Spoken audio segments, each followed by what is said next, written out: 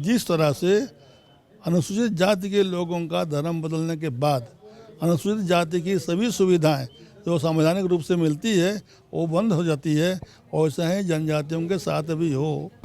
या तो जानबूझ के बने हो, अगर तुमको लगता है कि भाई हमने गलती किया है तो आ जाओ, कि कितना हम लोग को लाभ मिल रहा है, कितना उनको मिल रहा है, और वो देखने के बाद ऐसा लगता है कि भाई इतना दिन तक अन्याय हुआ हमारे साथ, जो हमको लाभ ठीक से मिलना चाहिए उसका ना मन नहीं मिल पाता है। ये तो हम लोग मानते ही हैं, लेकिन करेगी सरकार करेगी।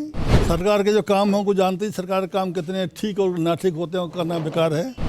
और जो ईसाई बनते हैं, भले आज बनने वाला अनपढ़ हो, परंतु उनके समाज में अगली पीढ़ी जो आएगी, बच्चे पैदा होंगे, उनको पढ़ना अनिवार्य है, क्योंकि बाइबल बिना पढ़े तो पढ़ नहीं सकता है। अगर बाइबल के आधार पर जीवन यापन करना है तो बाइबल समझना चाहिए, तब समझेगा तब क्योंकि पढ़ेगा, तो इसलिए अनिवार्य है। हमारे यहाँ तो है नहीं। नमस्कार, द फॉलो अप देख रहे हैं आप। इस वक्त हमारे साथ पूर्व सांसद पद्मश्री कड़िया मुंडा मौजूद हैं।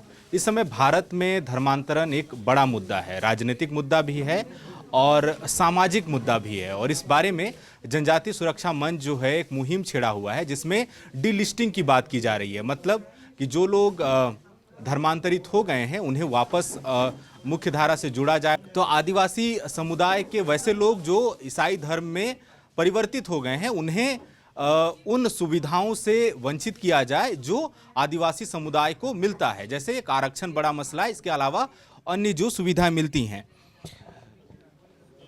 दादा, एक ये मुद्दा जो है अब केवल सामाजिक मुद्दा नहीं रहा, राजनीतिक मुद्दा भी है बड़ा, और कई लोगों को लगता है कि जनजातीय सुरक्षा मंच जो ये आवाज़ उठा रहा है, ये केंद्र की जो सरकार है या उस तरह के जो संगठन है हिंदूवादी, उनकी तरफ से बढ़ावा दिया गया या उनकी बी टीम आपको कहा जा रहा है। कौन कह रहा है? जो दूसरे पक्ष वाले हैं, जो ईसाई समुदाय के लोग हैं या दूसरे समुदाय के। तो कुछ भी कहेगा, बोलने का आज़ादी तो उनको है ना। और इससे उनको क्या लाभ मिल रहा है? भाई कोई कहता है कि भाई आप उसके कहने से कर रहे हैं, आप उसके कहने से कर रहे हैं, तो इससे हमारा कोई फर्क नहीं पड़ता है। और ये जो समस्या हमने बताया, कम हो ज़्यादा हो, अभी तो डिटेल तो बहुत लंबा है, तो इसको जब किए तो इसमें कोई भी ऐसी बात तो नहीं आई कि किसी ने दबाव देकर हम लोग को कहवाया। कार्तिक बाबू कैसे किए उस समय? वो तो उसमें तो संघ के आदमी नहीं थे, उसमें संघ का भी कोई उसमें असर नहीं था, और ये 70 के दशक की बात है, तो वो आज शुरू तो नहीं, बहुत पुराना शुरू बात है। हाँ, ये है कि बीच में बंद हो गया था, अब लगा कि भाई ये ठीक नहीं है। हम लोग कुछ लोग पढ़ लिख गए हैं, बाकी थोड़ी बहुत संविधान की जानकारी रखने वाले लोग मिल गए, बाकी मिल गए, और उसमें थोड़ा इतना ही है कि आपने जो कहा कि भाई वनवासी जनजातीय हित रक्षा मंच, ये उसमें थोड़ा सा हम लोग को मदद कर रहा है कि भाई तो उठो, इतना ही है, बाकी तो कुछ और मदद नहीं कर रहा है। तो जागृत तुम्हारे आ जाए, आप लोगों में जागृति पैदा करो, लोग सोचे समझे इस संबंध में। और ये जो अन्याय हो रहा है, अन्याय तो है ही, उसका डिटेल आप देखिएगा, उसका आंकड़ा उसकी किताब पर दिया हुआ है कि कितना हम लोग को लाभ मिल रहा है, कितना उनको मिल रहा है, और वो देखने के बाद ऐसा लगता है कि भाई इतना दिन तक अन्याय हुआ हमारे साथ। और उस समय जो संविधान बनाते समय जो वर्गीकरण होना चाहिए, जो जैसे हरिजनम हो गया, हरिजनम भी है कि भाई जो हरिजन समाज का लोग जो धर्म परिवर्तन कर लेते हैं, तो उस दिन से ही उनको हरिजन के नाम पर जो सुविधाएं संविधान द्वारा प्रदत्त है वो नहीं मिलता है। हम हमारे साथ कहने नहीं होगा, तो ये जो गड़बड़ी हो गई उस समय, ये होना चाहिए था इसमें भी कि जिस तरह से अनुसूचित जाति के लोगों का धर्म बदलने के बाद अनुसूचित जाति की सभी सुविधाएं जो संवैधानिक रूप से मिलती है वो बंद हो जाती है, वैसे ही जनजातियों के साथ भी हो। हम यही मांग कर रहे हैं। झारखंड सहित देश के तमाम राज्यों में जहां भी आदिवासी समुदाय के लोग हैं उनका बड़े पैमाने पर धर्मांतरण की बात की जाती है। सवाल ये उठता है कि आखिर अगर ये सामाजिक समस्या है जनजातीय समाज के लिए कि वो संस्कृति और परंपरा से हट रहे हैं, तो सवाल है कि आखिर वो मजबूर क्यों हैं?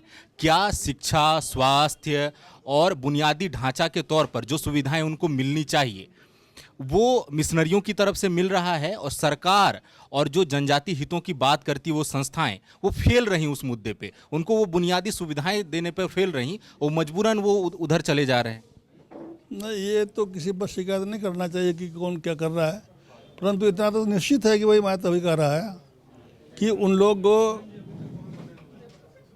200 सालों से पढ़ने लिखने में आगे हैं, और जो ईसाई बनते हैं भले आज बनने वाला अनपढ़ हो, परंतु उनके समाज में अगली पीढ़ी जो आएगी, बच्चे पैदा होंगे, उनको पढ़ना अनिवार्य है, क्योंकि बाइबल बिना पढ़े तो पढ़ नहीं सकता है। अगर बाइबल के आधार पर जीवन यापन करना है तो बाइबल समझना चाहिए, तब समझेगा तब क्योंकि पढ़ेगा, तो इसलिए अनिवार्य है। हमारे यहाँ तो है नहीं, कोई पढ़ गया ठीक है तो पढ़ गया, नहीं तो ऐसे ही चल रहा है। तो इसीलिए ये एक बड़ा मुद्दा है कि उनको सुविधा शुरू से मिलती आ रही है, और मिलने के बाद थोड़ा बहुत छोटा मोटा काम मिल ही जाता है।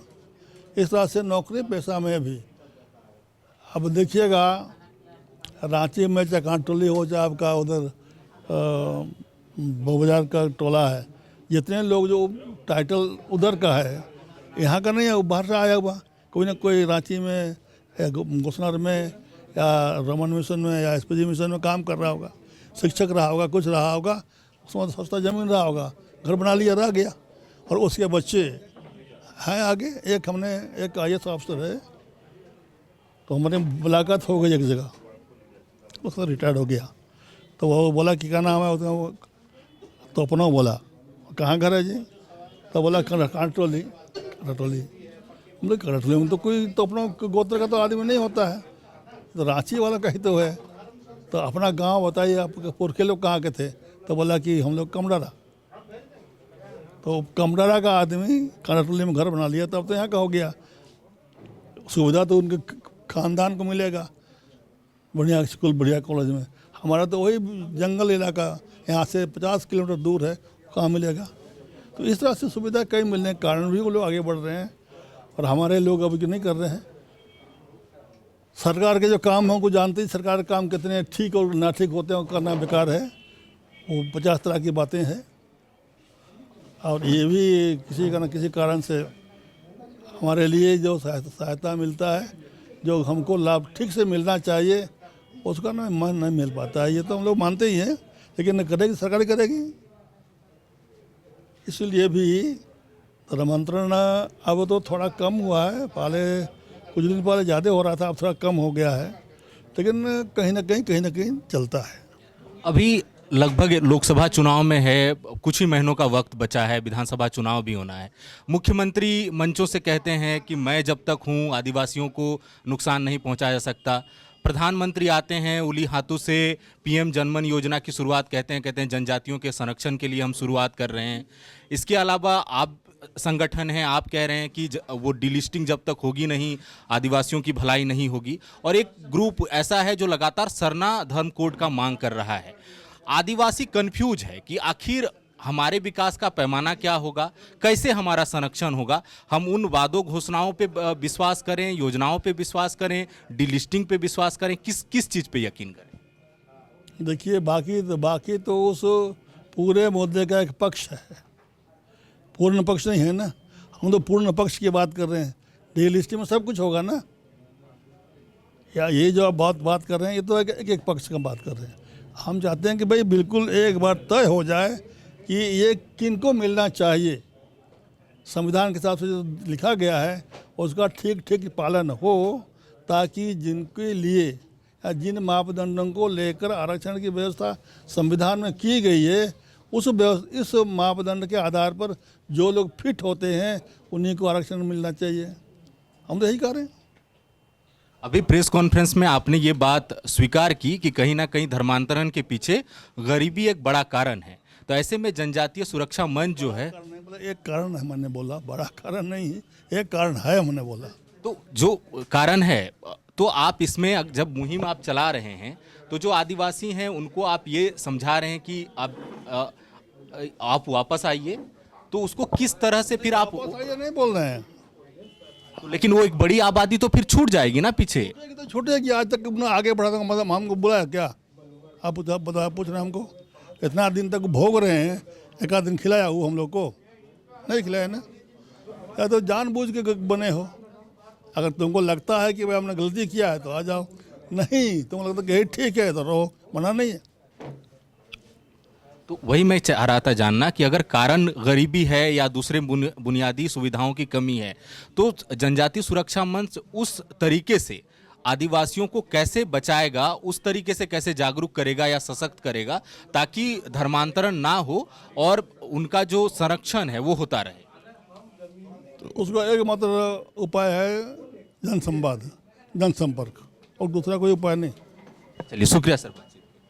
तो ये थे पद्मश्री कड़िया मुंडा, और जनजातीय सुरक्षा मंच जो है वो डीलिस्टिंग की बात कर रहा है, यानी वैसे आदिवासी जो ईसाई धर्म में परिवर्तित हो गए हैं उन्हें उन सुविधाओं से वंचित किया जाए जिसके जरिए वो लाभ लेते हैं, और जो आदिवासी मूल परंपराओं के तहत अपने अस्तित्व को आगे बढ़ा रहे हैं उन पर किसी तरह का खतरा ना हो। इस पर कई तरह की बहसें हैं, अलग तरह की चर्चाएं हैं, इस पर राजनीतिक बयानबाजी भी है, सामाजिक पक्ष भी है, और सभी संगठनों के अपने अपने मत भी हैं। देखना होगा कि आगे चलकर क्या होता है। 24 दिसंबर को एक बड़ा आयोजन मोराबादी में होना जा रहा है जिसमें कड़िया मुंडा भी मौजूद रहेंगे, इसके साथ और भी कई वक्ता मौजूद रहेंगे, और बड़ी संख्या में आदिवासी समाज के लोगों के जुटने की बात कही जा रही है। रांची में एक शोभा यात्रा भी निकाली जाएगी। तो देखते हैं इसमें आने वाले वक्त में किस तरह के प्रयास होते हैं, क्या वो समस्या है तो निराकरण कैसे होगा, और वो जो एक बड़ा संगठन है उसके संवैधानिक अधिकारों को लेकर सरकारें क्या करती हैं।